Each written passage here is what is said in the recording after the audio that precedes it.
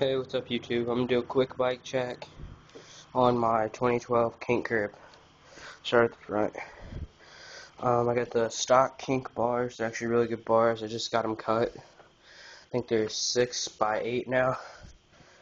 I have the Shadow Conspiracy grips with the kink bar ends.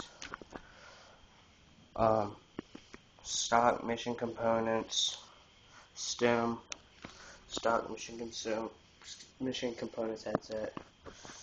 There's the front of the kink frame. On the front, I have a front A rotation nylon tire for the front, mission components rim, and mission components front hub. I'm gonna do another bike check here in about a week because I'm getting new pedals. I just ordered the Odyssey twisted PC pedals because these are metal and I wanted something plastic because it's lighter. I have the stock mission components crank, mission components sprocket. It's a 25 tooth by 9 tooth. I just got a new seat. It's mission components, but it's not the stock seat. Mission components stock clamp.